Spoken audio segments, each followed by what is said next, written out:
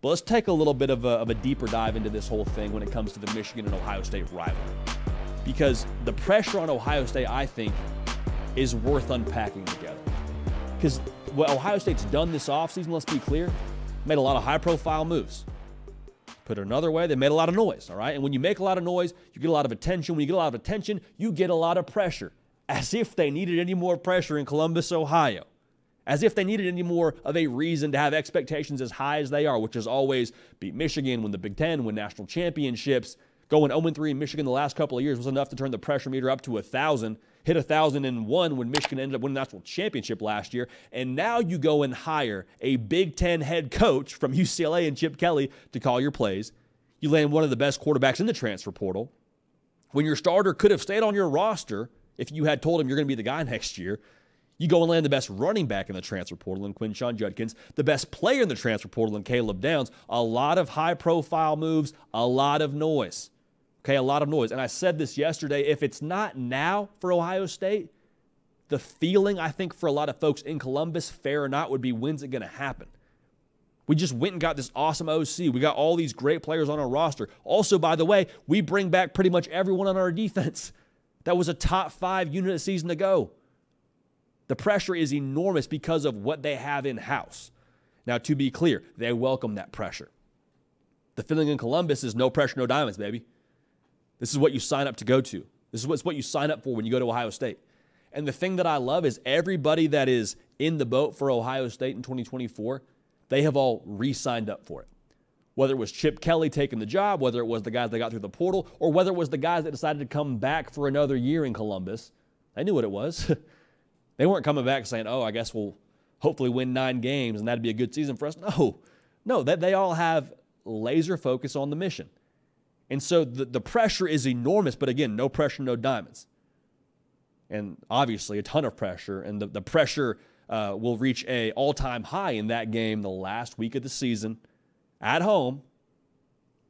Decent chance we're there against Michigan. Now, Michigan, the whole thing with them is very interesting because coming off of a national championship run, you would think there would be that pressure to repeat. And there still is a ton of pressure.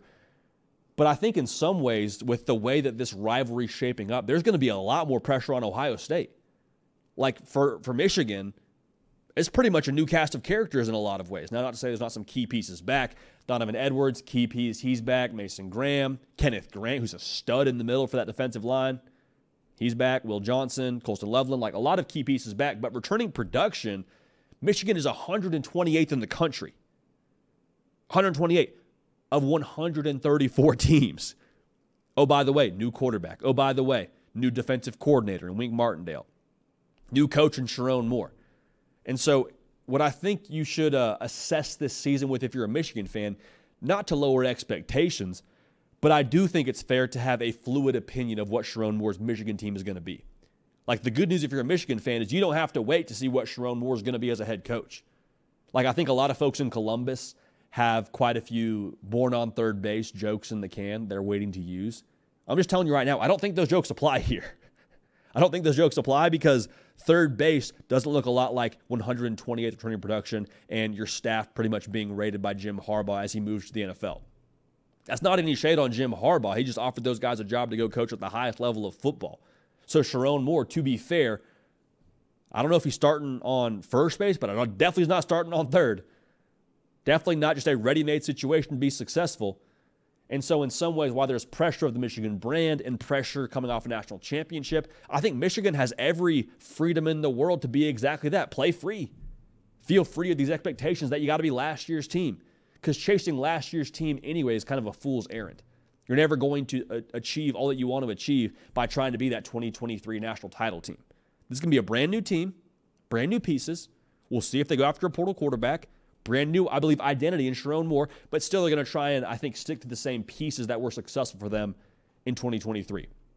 And when I say pieces, I mean way of doing things. Like, you're not going to abandon your practice schedule that allowed you to a national championship.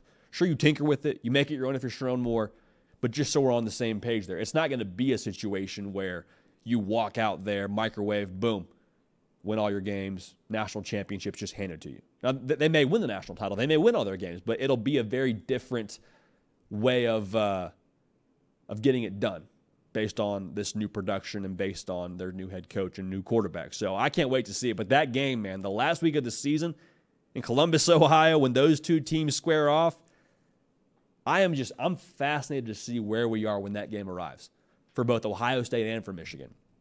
I would expect them both to be in a pretty good standing as it relates to the college football playoff and the Big Ten title race, but the pressure is all on Ohio State, and they welcome it. They know that. They signed up for it. They love it that way. And for Michigan, man, there's pressure for sure because of your brand, but the pressure I think they should feel pretty free from when it comes to having to recreate what last year was. Last year was last year. This year is this year, and it's going to be a phenomenal game in Columbus at the Shoe. Hey y'all, thanks so much for watching. Subscribe to the channel here to make sure you don't miss an episode of The Hard Count. Also be sure to check out other videos on the On3 YouTube channel.